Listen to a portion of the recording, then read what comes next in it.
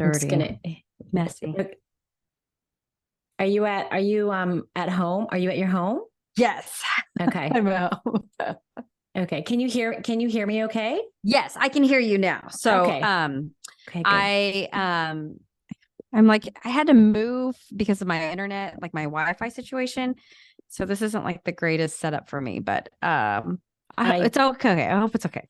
Yeah, Sorry. no, I can hear you. The voice is the main thing that matters, so hopefully it'll be fine. I've been experimenting too. I've been trying to record out of my home, out of a friend's home, out of a workspace, because once the Wi-Fi drops, it's never good. But it's so Yeah. nice to meet you. Nice to I'm meet you too. Oh my God, I'm so grateful that you are here and spending time with me on this, and just thank you so much.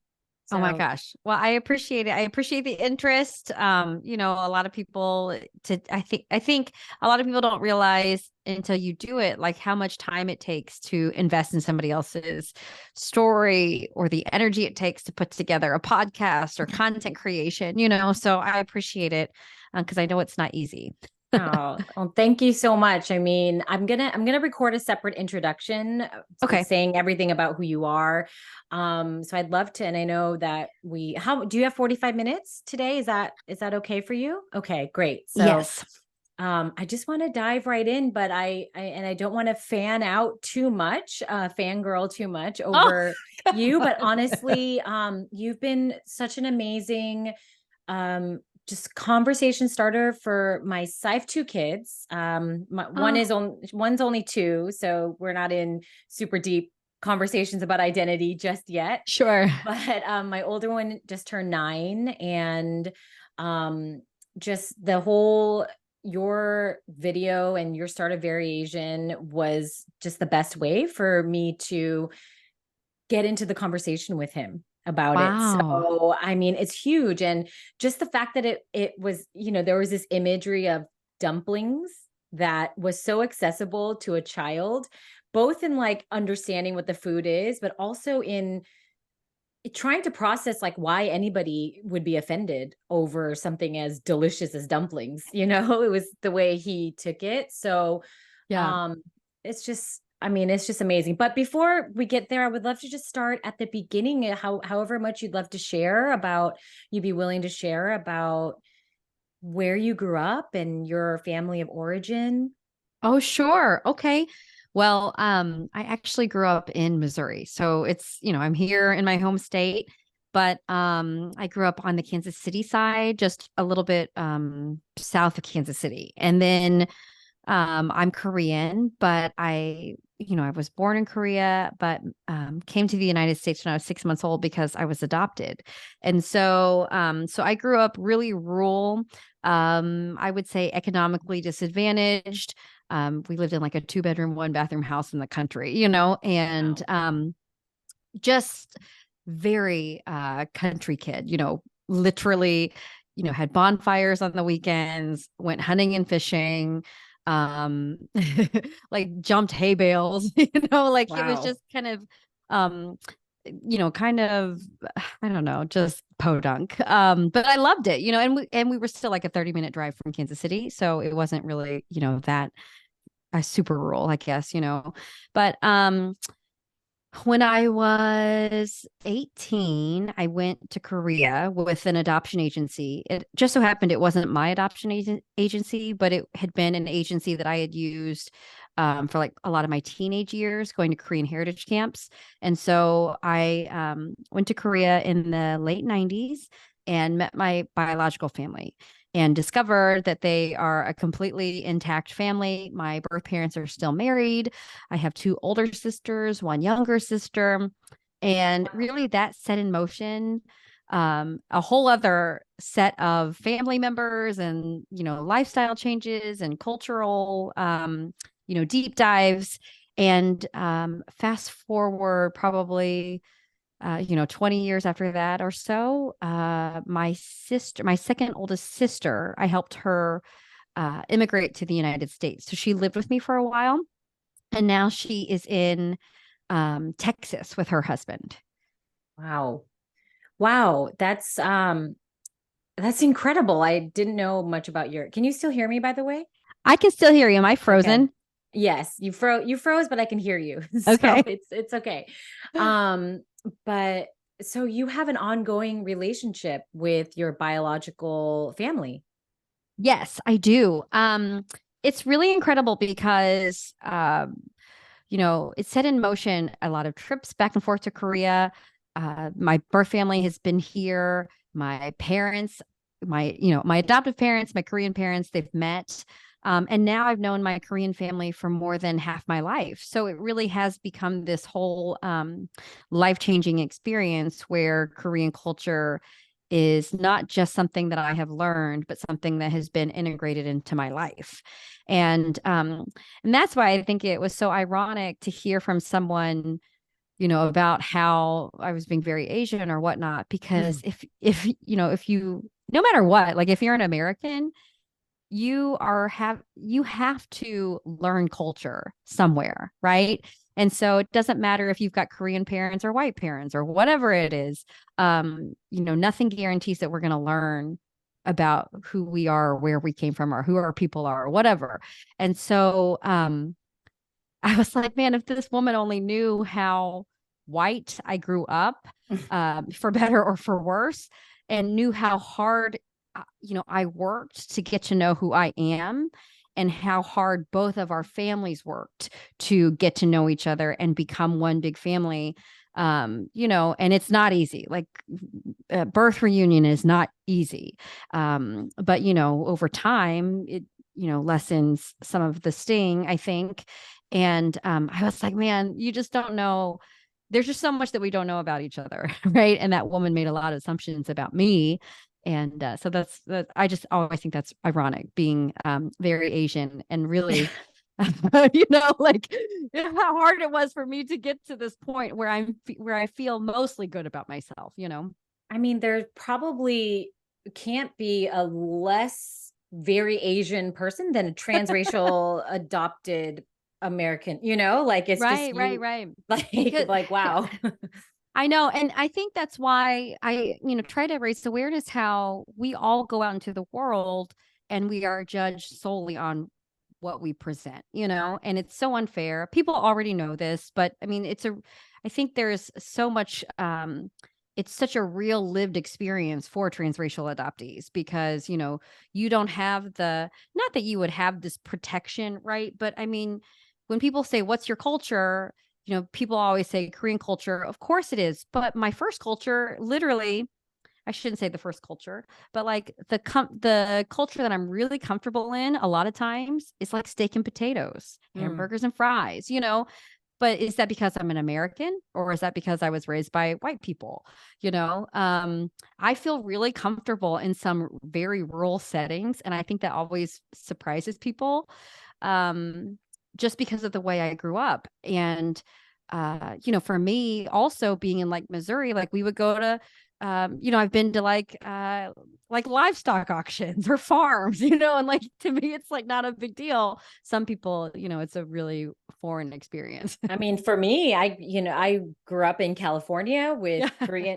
Korean immigrant parents. So most of what you just said, I cannot relate to at all, like that's Right. not anything that I grew up with. So yeah, it must have been quite just like a lot of effort for your families, as you said, but also for you to hold all of these different aspects of your identity, where you come from and where you're actually growing up, just to like bring all that together. And in a way, as insulting as that woman's voicemail was, it was quite poetic that it came to you, to a person Right. like you know what I mean? That like you didn't have the same upbringing as I did, where I mean, I don't know how I would have felt. I may have had more internalized emotional upset around that. And I mean, I can't assume.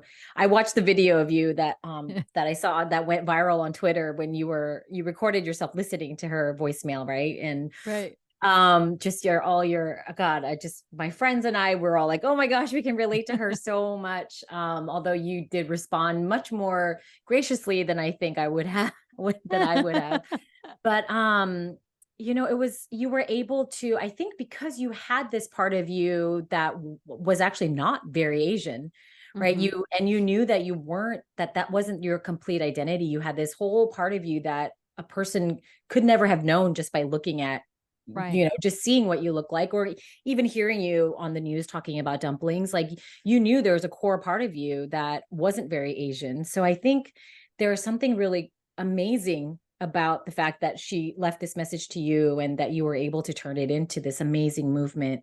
Um, what is this Korean heritage camp? You mentioned it. Okay. I think that they're probably still available for a lot of Korean transracial adoptees. There's China camp, Korea camp. I haven't been in that space for a really long time, but for me, it was, gosh, I was probably like 14 when I started going to, like, it was an away camp. And, or at least it was for me because I didn't live in Oklahoma where it was. And so it was kind of funny because when I went, I was like one of the oldest kids. So when they actually started the camp, like the kids were 4 and here I was Oh, 14. oh So they let wow. me be, yeah, so they let me be a junior camp counselor or something. And the thing that I love though, there were like a dozen other junior and camp counselors, like people who were like 18, 14 to like 19.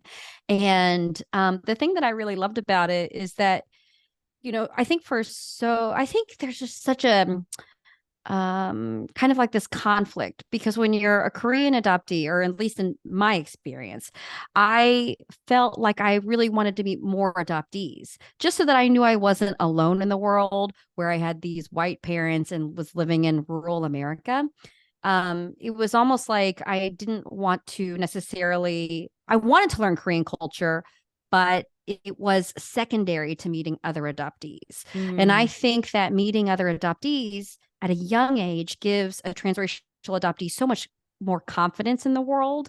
I didn't realize that it was confidence building at the time, but now because I've gone back to Korea often and a lot of times with adoptive families and adoptees themselves, you can really see a difference when someone there's just a difference when you go to Korea at the age of like a teenager and you have like, all this awareness and openness about Korean culture because maybe you went to camps as opposed to just being, you know, walking off an airplane for the first time to Korea at the age of like 20 something. There's just a yeah. big difference in terms of confidence. And then what I really discovered is just so many of my Korean friends who have Korean parents, we were like the same person, growing up, Mm, minus the fact that they could go home and have, Korean food and it wouldn't be different or like special.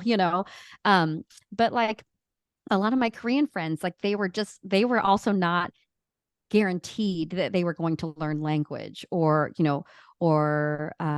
culture in some ways, or like learning how to cook Korean food. All those things sort of came later for a lot of my friends because I think they just wanted to also assimilate, in many ways. Or maybe their parents were like, I don't want you to feel like you're different. I need you to fit in, or whatever it may be. So there was always like this connection that I also had with kids growing up in the Midwest, who, because there's just no guarantee that any of our parents are going to teach us anything. yeah. I mean, every time I've gone to Korea, I simultaneously feel, oh, this is the motherland. This is, Yeah. and most of my relatives, my extended family, they stayed there. So most of my cousins are still there, have always been there. So I felt that, but I equally felt so outsider. Like Yeah. it was like almost instantaneous that anybody, a stranger, someone, a sales associate in a shop, they always knew that my brother, I have a younger brother, that we were American. Yeah. Oh, I for don't, sure. like they just, and it would, I'm like, but I look very Korean. Yeah, I look very Asian. And I can speak conversationally and I feel like my accent is decent.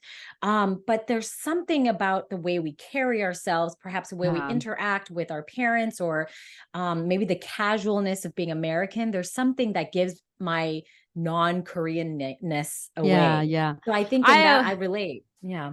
Totally. I mean, I feel like they can spot you a mile away, even just your skin tone, because, my sisters are, for example, are so light skinned. They stay out of the sun. Their body shape, I think, is different.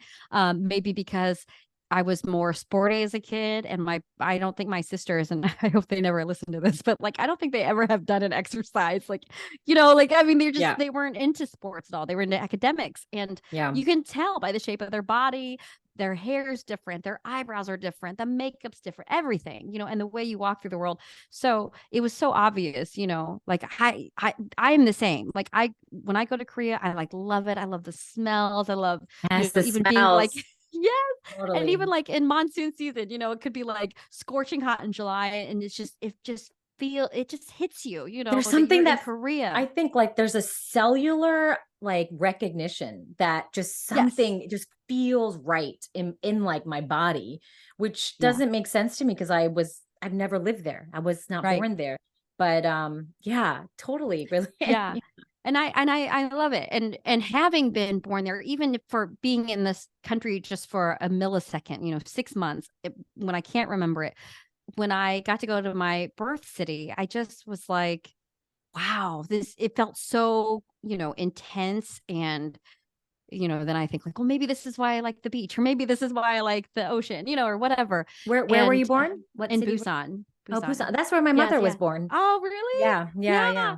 So my family's still kind of in that area, but now my two sisters, who are still in Korea, are in Seoul, and so whenever we go visit, we usually stay, in the south, and then, but it's just it's funny because when we go, you have to make it worthwhile, so it's always like 10 days or 12 days or something, and I'm always ready to come back home. Yeah. Like I'm gonna miss Korea, but I'm like, oh, I'm so glad that I'm coming back home, because it just feels like this could have been me in another time, in another place, in another, galaxy.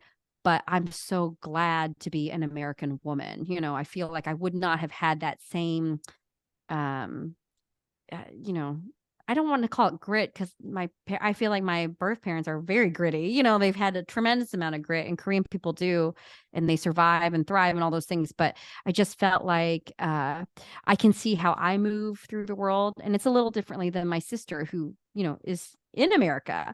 But we just have a little different ways of how we negotiate with people. Yeah. Yeah, completely. Yeah. When you were growing up, you mentioned having wanted to know other adoptees, but what Mhm. about other like what did your schools look like with like the racial makeup of Oh, your sure. classrooms that you grew up in? I was one of, I can recall, three Asian people in my high school. And one came from a family of Cambodian refugees, and another one was adopted. And, it was hard, because I think when you are the one and only, or one of a few, you get lumped in so much together. Some people don't know you apart, know the difference. Mhm. Didn't really happen in my case, because the girl I knew who was adopted was like 3 years younger than me, so that wasn't really an issue. But my friend, who came from a family of Cambodian refugees, we were always like, oh, you guys should date, or you should do, so we always just like stayed away from each other, because it was just so annoying, to have to deal with that. Um, but it's funny, because I now, in this like very Asian space, I just did like a speech, for example, at a school, and it was like, I went to Illinois for the school, and there were 800 kids from all across the country, who came for like the student council event. And, two girls from California came up to me at the end, and they said, we've never had an Asian woman speaker at any of these events. And so What? I've never seen, I know, right? And I was so shocked, Wow. because, I mean, maybe it's a national convention, or maybe it's just because whatever, but I'm still shocked that in predominant when there's such a high population of Asian folks, that sometimes we find ourselves still without representation in some way. And I also discovered that when I was living in Seattle, that yes, the majority minority is Asian, but at the same time, we weren't represented in so many spaces. And Yeah. so it's very similar, I think, no matter where you live, that often you can be the first, the only, or one of a few. And that's I think that's pretty common and a shared experience for a lot of folks. Yeah, I make this assumption that, oh, it's better now for the younger generation now in schools, like it's better than it was when I was going to school in the 80s, 90s. Sure, there is more representation, there's more this and that, but then there isn't, like you're saying. Like Yeah. it almost feels like there's a tolerance outside of the rise in Asian hate crimes over the Hmm. past few years. Culturally, there's a tolerance of Asian people, and there's this like limited invitation, right? Like the we Yes. can have like the token spot. They'll give us the token spot. They'll give, there's like in all the different industries, there's like the particular supermodel, there's like, but very few spots are allotted for us. And when you look at certain things, like you're saying with the student council national convention thing, you still do find spaces where the representation is really lacking, which is surprising, but then it makes sense because Sure. otherwise, like that woman's voicemail about the dumplings wouldn't have happened, if it would really, if like true inclusion and true representation has permeated our Yeah. culture, you wouldn't be getting that. And Right. um Well, so and what oh, no, sorry. go. Well, what I was going to say, on top of that, what I was thinking is, there's so much effort and energy into, changing Hollywood and changing, what we read and see and all these things, which I think is 100% important. But I think that we have also lost this energy to invest in our local communities. And what I mean by that is I'm a part of the Asian American Journalists Association, have been for almost 20 years. And they did a snapshot where they looked at the top 20 markets. So that's like New York, Los Angeles, Chicago, Philadelphia, and so on and so forth. And what they found, and they only did broadcast because it's such an easy way to measure. You turn on the TV, you see who's on TV. They did a snapshot and found that basically Asian Americans are underrepresented in the top 20 markets and vastly underrepresented. And the reason I think that something like that is so important, because like the woman who called, because of the girls, from California, all these things, it's because if you don't see Asian Americans in your own community, then maybe you grow up and you become a CEO of a very large company and you've never had any experience with Asian Americans, right? Or maybe, if like, because even if it's in movies, it doesn't guarantee that you're going to go watch the movie. I have a lot of friends, who are not Asian, who are like, I didn't really get everything everywhere all at once. It's not my thing. And Yeah. so sometimes people, we're doing all these wonderful things, but they feel siloed, right? And sometimes I'm like, if we really want to affect narrative change where people feel like culture is permeating into our lives in a meaningful and in a way that feels, accessible to, everybody, then we have to get Billy Bob Farmer, to turn on the news and go, oh my gosh, that's Michelle Lee, or that's, so and so. And she seems nice. So I don't see what the big problem is with teaching this education in school, something like that.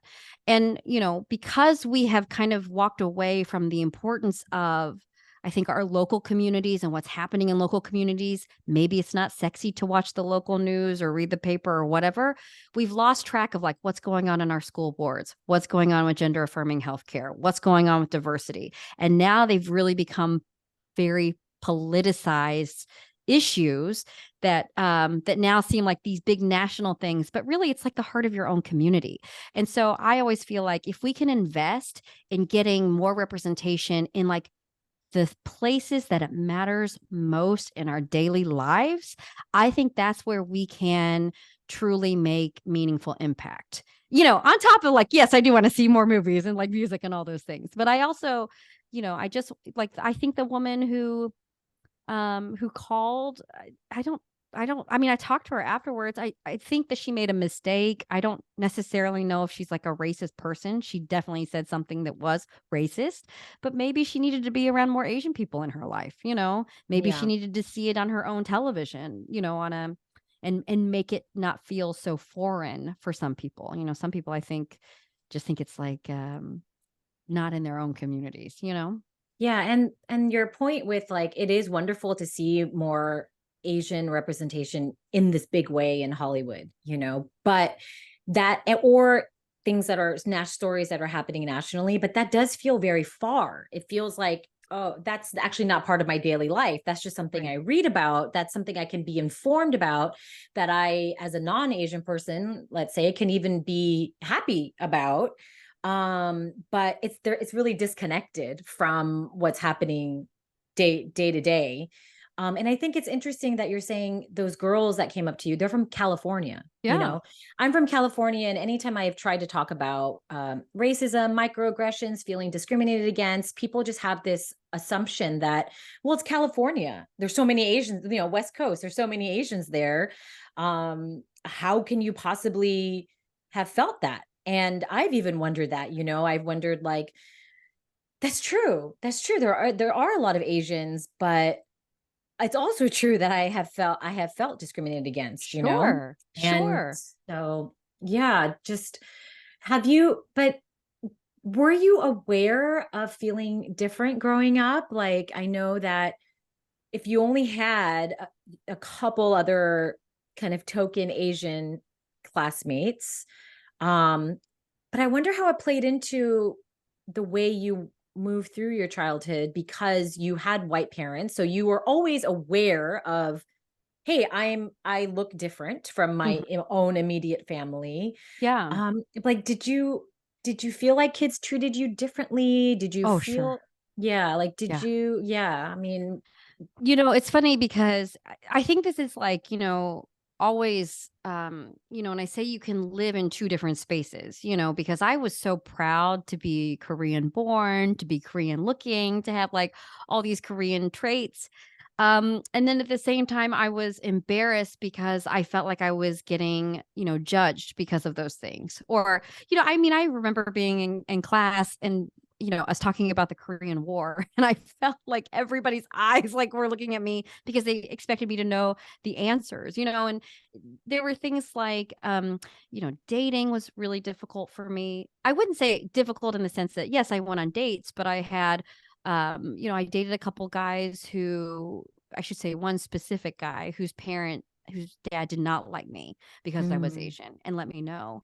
mm, And so that was really painful and I thought so unfair. And I felt like because of that, he thought I was like tainting his son or something, that he also made my life hard at school because he was um kind of not like friends with the administration, like so there were just wow. things that like made it difficult for me.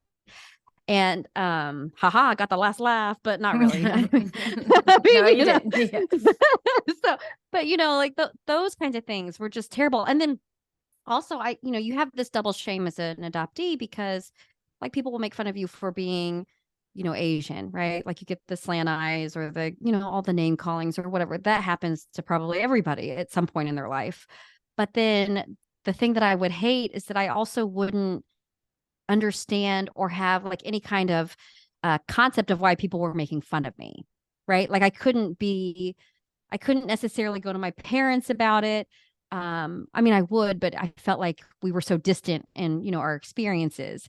And then also sometimes like the things that would be said to me, like kind of in my adolescence, maybe it was about, um, oh gosh, like your body parts or like, people being hypersexualized, right? Like the first time Mm. I was like hypersexualized or I didn't understand. Like I didn't understand that that was an Asian thing or something. So like you'd have this double shame of like getting made fun of and then also not understanding what people were talking about, and but maybe that could have been anybody, not just an adoptee. But there are like lots of different layers. People would say, have you ever met your real family? And I hated that so much as a kid because then I was like, well, what life am I living now? Is this not real? Right. Is So this it's fake? like, Yeah. that's the thing that still adoptees, we actually talk about that in our adult life, just language matters, all those things. So I definitely felt different. I enjoyed being different in many ways. And then also I felt totally embarrassed and ashamed of being different. And it took me a long time to get to a place where I just felt like, well, I am what I am. But I would say, sometimes that comes with just navigating the world and getting older. So when I went to college, I was like, I can't wait to meet other Asian kids, and be a part of like the Asian Student Union and like do all these things. And I took Korean language for 2 hours every day for 2 years, and was really invested in the Korean language since I had just met my birth family the summer before. But like I started hanging out with the Korean kids, and like Korean kids who grew up in Kansas, and they were awful to me. Oh They would no. say, oh my gosh, they were like, you're too whitewashed. You're not diverse. You don't hang out with any diverse people. And I was like, well, technically, I hang out with a lot of people who don't look like me. Um, I don't really feel like you're doing that. It was like so because they came at me so hard, and I was trying so hard to, fit in. Like I was trying to speak Korean when we're at parties. I was, like doing all the honorific stuff, for older kids. And it just felt like I was trying so hard. I was like a pick me girl, and they didn't want me. Right. And so then I was like, well, you know what? I just am who I am. Like I can't change it. And so, one is not better than the other, but let's just all get along. And then as I got older, then it became less and less of an issue. But when you're 19 and you're trying to figure all that stuff out, it's really hard. It is really hard. At college, I tried to join the Korean Student Union. No, it was Korean Student Association. And yeah, I didn't feel Korean enough. And I Mhm. actually, so I grew up in the Bay Area, but I went to UCLA, and I attributed the super Koreanness to like LA Koreans. Sure. Is Yeah. like Koreatown in LA. It's huge. And so when I felt like I couldn't fit into KSA, the student association, I was like, oh, it's because I'm not an LA Korean. Mhm. But I don't know, as I've gotten older, there's like an insularness to Korean culture and even Yeah. Korean Americans. And I think I can relate to that feeling of like, oh, wait, I'm not Korean enough. I'm like kind Right. of getting it wrong somehow. But even though I am Korean, I'm fully Korean. I want to hear about you have a son, right? Yes. So Yeah. my son is 4. He's Okay. 4. He'll be 5 in November. And is he, I don't know anything about your husband. Is he, or your son's father, I should say, Oh, is he mixed he race? Is he so my husband is Polish and Dutch. He's a white guy okay? with freckles, and Yeah. curly hair. And so our son is multiracial, and it's really interesting because JJ is getting to this awareness, part where he's like, "Mama, that looks like you," or "Dad, that looks like you," or "Why isn't my skin dark like you?" He'll say Mm, stuff like that. yes, they know. Yeah. Yeah. They know. And sometimes those conversations, I don't know how to answer things, and so I'm just doing my best. But the one thing I think for me, I always try to say, like, buddy, you're Korean, you're Polish, and you're Dutch, like you're not like, I don't want him and everyone's different. So he might grow up feeling a different way, but I don't want him to feel like he's half of something, like a half of a person. I want him to really feel like he's a whole person and can be proud 100% of all the things that he is, and I don't know what is the makeup of your family? So my husband is English and Irish. Okay. So similarly with their mixed race. My kids look very Asian though. they Mhm. they look very Asian. That was Yeah. not intended, Yeah, but it worked. yeah. I feel like I have a lot of friends who have half Asian, half white kids, and we're always saying how mine look really they just look quite Asian. And which I feel I love, and my husband loves also, which is really fun because it's this identity that is marginalized, and we're talking about we're not represented. We don't see ourselves in the culture, and yet we, as parents, feel very proud that we have these kids that have these qualities. And but yeah, my son was 6 years old when George Floyd was murdered, Mhm. and so he was very aware of what was happening, and he was talking about Black Lives Matter at school, and he was trying to make sense, and he similar to what your son said, like, was trying to make sense of his literal skin Oh color, yeah. because we're talking about Black Lives Matter. So he's hearing the word black and he's saying, well, so what color are we? Mm-hmm.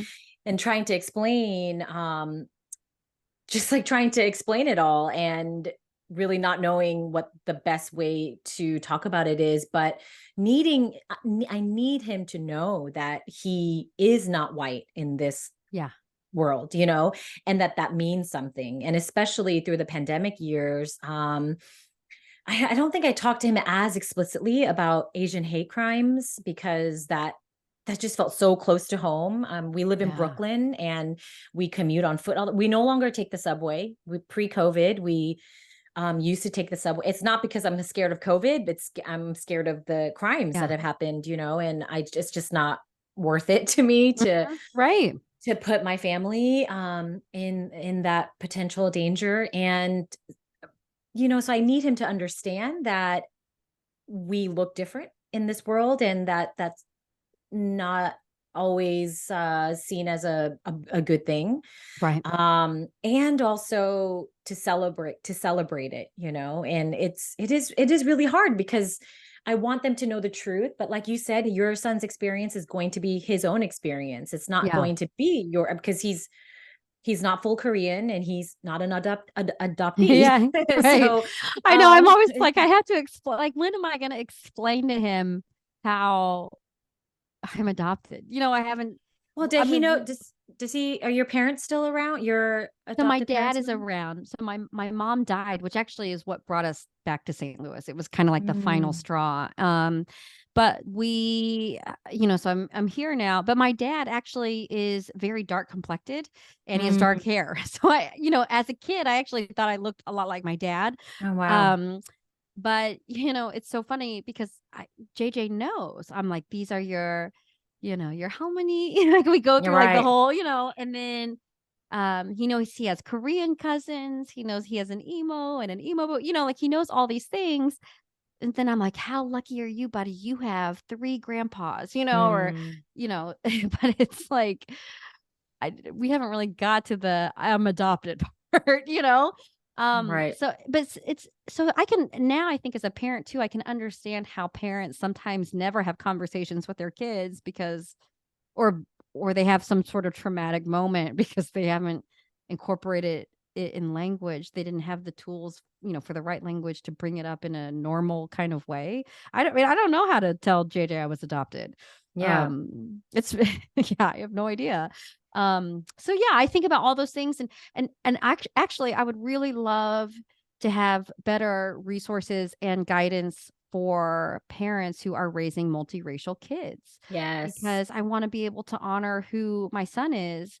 And I'm kind of like with my husband, I'm like, you've got to take over any Polish and Dutch stuff because I Yeah. know I'm not doing that work. I've But had at the the same same I've had the same conversation. yeah, yeah, Yes, well, because I'm so vocal about their Korean background. Um and just in the context of race in general, like, and just the importance of seeing all the colors, right? And yeah, speaking up for all the colors. And so I naturally speak more on behalf of the Korean side and just generally people of color. And every now and then my husband is like, hey, they're British. My husband's he's British, he's English, uh-huh. Irish, like, and nationality is British, Yeah. so he's like, they're British too. And I'm like, but I don't know anything about the British side. Like, Right, you right. you you need to That's you on need to do you. that piece. But it's like, I don't know what your husband would say to that, but it's not a thing that they've had to do. They've not had to Right, speak up for their whiteness. It's not like their right. whiteness has been underrepresented. So I do understand though that for my husband it feels kind of skewed, almost like I'm saying the Korean side is more important because that's the side that I'm speaking up more about. But it's tricky because I don't want to I want them to equally be proud of the fact that they are mixed. Yes, But absolutely. but It, it's it tricky. I mean, those are the whole things. I'm always like, can someone just write a book, so that I can delve in because it is really tricky. And as also, and I don't want to ever like put gender roles on people, but there's so much weight in our family that goes to mom, and so in terms of planning, whether it's like, what events are we going to go to on the weekends, or what are we going to do, or what books are we going to check out at the library, or whatever it may be. And so, everything is skewed Asian in my family. But I do look out for like, oh, is there this Polish thing that we could do? Well, But yeah, it's just like, that's really nice, because that's a specific culture, right, right? That right. you can talk to your son about, versus I have some friends that are just like, oh, we've been American for so many generations, and they don't have like a deep tie to European roots or anything like that. So yeah, I think also, as far as like you said, how you're going to talk to your son about being adopted, I know that these conversations have naturally come up as my son has gotten older. Mm, As because they kids talk, and all kids he's going to have friends that are from all different backgrounds. And so I feel like things will come up naturally. Like I remember my son asking me years ago, like, oh, what does it mean to be adopted? So and so at my classes, they're adopted. And just being able to have that open conversation, and I think yeah. you're gonna find that it just comes up. And at my I would son like also, that, to be honest. I mean, I I welcome that. think it will. And he might also at one point, I feel like when we're talking a lot about like literal skin color, and my son was trying to place his own skin color, and he was like, well, I'm not really like white like daddy. But then he was also like, but what color am I? Like I don't know what mom is, like Yeah, yeah. I'm brown when I'm in the summertime because I tan fast. So like, are you brown? And just like it just being like a good starting point for having the conversations, and um telling him like, well, you're both, like you're part Yeah. daddy and you're part mommy. And um but I agree, there needs to be more guidance about it. And hopefully, as we just see more and more Asian representation, um and to your point, like we do need to see it more in like on the local level. How is that going to happen though? I know. Well, How I does mean, that? the thing that I think of is that there just has to be a shift and a reckoning in these industries. And so that's where like AAGA comes in, because they're a national organization that's been around forever. They can encourage diversity. We need it. We need buy-in from like the corporate level, all the people who own these news stations and all these things. I understand why people make fun of local news. I mean, I've been a part of local news forever. Totally understand why people are like, oh, I don't watch local news because it makes me sad, or because there's so much like bad news. And I 100%, I don't like the bad news either. Like, I really don't. I'm always like, how did this make anyone smarter? But when you say you don't watch the news because of that, you're also missing the vote at the school board that's, taking away 200 books. I mean, that literally is happening, in school districts. You're missing the vote on, abortion access, like all these things, So I always say, for the issues, get involved in the issues. And then also get involved to see like who's on your TV, what are they representing? Because I guarantee if we don't have the representation in our newsrooms, and there's no way we can represent everybody. So, I mean, I understand that. But like, if we don't have any representation in the newsroom, then that means other people are telling our stories. And whether Mm. that's like, I mean, can you imagine like a bunch of guys just sitting around and talking about the experience of childbirth, for example, well, or making, I mean, or like making policy on women's bodies, there are all these things. And it's not opinion. Sometimes it's just fact, on like how things are working. And so I think that when we have representation of people who have lived experiences, then it doesn't become political fodder. It just becomes, no, this is a fact because I lived this experience. Right. And so it's not just an opinion where you think this is happening. Like, this actually happens and happened, So I always say, like, you just have to, I don't know. I'm like writing a letter to the news director. I don't know. But, I really do feel like people, I would just love to see that reinvestment. And like I said, there are lots of times I'm like, oh my God, local news. Wow. Oof. But I see the place for it. And I value it because like the New York Times is not coming to St. Louis every day, to do something proactively. They're doing it. If the New York Times is covering something after like the shits hit the fan and now this is a national trend, so this is why we need to have this investment, whether it's a newspaper or a digital, property or whatever.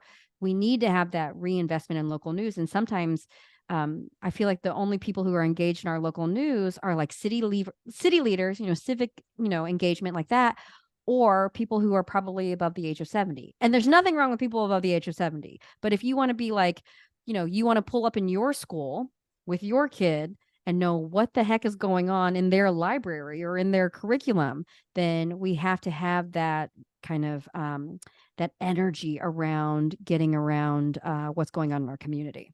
Are you finding it that there are a lot of, let's say, Asian American journalists who are trying to get these jobs and they're just not getting in? Or is it a lack of interest to begin with, do you think? Like that, Hmm. like, It's so hard because I've heard for many years from hiring managers like, well, we just don't know anybody who's applying, and I'm always like, I don't think you're working hard enough. mm, Like I don't think you're recruiting hard enough because I yeah, do know. And also I think we have made it so in like my industry. I mean, people used to say to me, Michelle, your career will never take off until you go on the West Coast. So that was like my mm, one track to be in a place where I thought Asian people mattered, only right, in right, right. one place where people mattered. And not even the East Coast, people never said like even New York. They were like, you got to go to, California, you got to go to Washington, whatever. And so I think that also we've made it unappealing for people, and there are Asian people all over the country, right? Um, and I even think of like Illinois. Illinois was the first state to pass API curriculum, Mm, mandatory Asian American curriculum. But like outside of Chicago, what representation do we see in the media? What representation, and I cover Illinois because East St. Louis is Illinois. mm. And actually we have a lot of Illinois cities, that touch St. Louis. So I'm always like, well, who's covering the Teach Act? Who's covering all these things? Who's making sure that this curriculum is getting implemented in a meaningful way?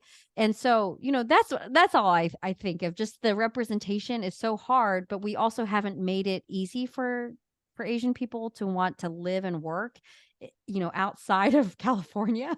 Yeah, And also I think that that like the culture has kind of said this is where Asians belong, and yes. really we belong everywhere. I mean, it's ridiculous. And even in my school district in St. Louis, uh, my school district is 20% Asian American. Oh, That's why we wow. moved to this particular school district. That being said, in Seattle, my school district was like 16 or 17% Asian American. So we're actually a little bit above Seattle, but no one would think that. No Yeah. one would like think, oh, this is a St. Louis has a lot of Asian, When folks. you say that, is that the student body, or does that also include like Student faculty body. and staff? How does a faculty and staff compare? I would have to look. Yeah. Well, that's what I find is, even as the student bodies are becoming more equitable, more diverse, it's a problem when the teachers don't reflect Oh what yeah. the world looks like, and that's something. When you said that the companies are not recruiting hard enough, they're not trying hard enough to find the people. I have had a conversation with my son's school about this, that Yeah. they're, like every school in New York City that I looked at a few years ago when he was going into kindergarten, everyone talks about diversity, right? Because you have to, kind of, in this day and age, Right. especially in Of New York course. City, you have to talk about it. But there's a disconnect between what everybody claims as part of their mission statement and then what you actually see in the classrooms a lot of the time. Right. And that's Absolutely. that's for the student body, and especially I feel like the faculty. And so I had a conversation once with the administration, and they were like, we want more Asian, we want more like teachers of color. They're just not applying here for some reason. And it was like, try harder. Exactly. you know? Exactly. And and I also think because we're raising sons, um to me, I'm always like, how is my son going to fit in a world where, for example, like I would not want him to be a journalist, but if he wanted to become a journalist, of course, would support him. Um, but like there are very few Asian men in this industry, and Mm. and I mean, they're out there, and I have friends who are there, but I would just like to see more representation. I'd like to see more South Asian representation. I'd like to see more queer folk, in representation in local media, because then it just wouldn't seem so scary for people who are ultimately afraid of these kind of diverse conversations or diverse history lessons or just having somebody's presence be in a school. I think that just having all around representation is so much healthier for people because then they have a face with a name, they have a connection with someone, and it just breaks down barriers because I think ultimately everybody actually wants like similar things. They just have different ways of going about it. And I think that's one thing about being in news in general is that we've had to be objective. I mean, we all have bias because we all have lived experiences, but we try to be as objective as possible and as fair as possible, and also try to meet everybody. Like, I have to go cover an agricultural story sometimes, or I go to a political story or whatever it is. So you have to make connections around so many different spaces, and I think that really that ends up making you um, more open to people. And I think also there's a fear from the other, as you're seeing, when representation is rising, for people from different cultures, there's a fear from the dominant culture, whether we're talking about like male versus female or non-binary, et cetera, or across races. There's this fear of like being displaced, like Yeah. the dominant culture being displaced or dethroned or somehow losing, right? That's the whole crux of like systemic racism is Sure. there's this fear of like, wait, no, if you get to equalize and I am going to lose out. And I think that's not the point. No, No no. one's trying to do that by saying like, hey, I eat dumplings. My family, my culture eats dumplings. You're not Right. saying like never eat steak and potatoes. It's Oh like my there's this like gosh. this incorrect there's a misunderstanding, right? About like me putting attention on this doesn't mean I'm saying denying or kicking out the other Right. thing. Well, and the one thing about going back to the dumplings is that there was a guy who emailed me like right away. It's so funny when people connect with something, they'll email you right away. Mm. And news viewership in general, if someone has something nice to say, you're like, wow. But this guy named Jim sent me an email right after he saw the segment and said, "Hey, I want to let you know I appreciated the shout out because my wife grew up in Korea and our daughter's making that soup for the very first time. So it was really cool that you gave me the Oh, shout out. I mean, it was on Facebook, it wasn't a message." And then that lady called.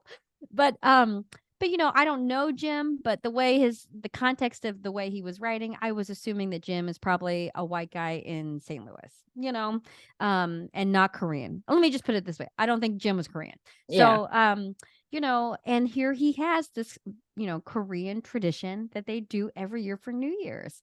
And so that's what I think is so beautiful. Like Yeah. nobody, you know what I mean? Like it's so insane that someone got so upset about dumplings. And also every culture has a dumpling. And I've never met a Yeah. dumpling I didn't like, Yes. so I think that's what's so amazing is because it was such a delicious food item. right, There are some questionable Asian foods that right. someone could have taken offense at, right? There's plenty of things, Yeah, but sure. dumplings, and I think that's what my son's reaction was just like, what? Dumplings are delicious. Then maybe she Yeah. just needs to eat the dumplings first, she just needs to try the dumplings first. Yeah. But I know we're winding down here with our time. What's next for Very Asian Foundation? Do you have anything we Oh, should keep our eye on? I know there's so much amazing stuff that comes out, but oh, you're so kind. I mean, we have been traveling like every 3 weeks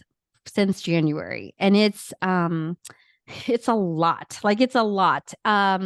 So I think, in this we're not even 2 years old yet. So Yeah. I think we really need to buckle down, um, grow sustainably, try to figure out. We have programs in place. We have the May Book Project, which actually won like an FBI Community Leadership Yes. Award. So cool. It was so awesome. I think because it just legitimizes, like, okay, this is you. I mean, we can use it as a legitimacy tool, like, hey, check this out. We have the Creators Micro Grant Program. But like we're doing a lot of things. We just went to the Asian American Journalists Convention. In a couple weeks, we're going to have the very first Asian American themed night at the St. Louis Cardinals. We're going to Wow. have like a breakfast, like kind of like a luncheon in October in Seattle. I'm going to be in Boston in 3 weeks for another event. I mean, there are just a lot of things that we're doing that I think is wonderful. But, ultimately we have these two programs that we really like fulfilling. We just did a joyride screening for an adoptee space. So I think we would probably like to grow more adoptee programming. But, you know, I feel like sometimes we're like a newsroom because that's just how our brains work. It's like if there's an issue or a problem or something or someone comes to us, then it's like, okay, what kind of program can we make around this so that we can fill the gap between essentially like news and community. But I think the Maybook Project and the Creators Grant will stay around long term, and I really have enjoyed it quite a bit. But we know books cost money. Yeah. Grants, that's like raising money. So I think really it's just growing sustainably, getting volunteers, building out our boards and our committees. And honestly, I don't want to travel that much. So if someone Mm. else can travel on my behalf, that would be great.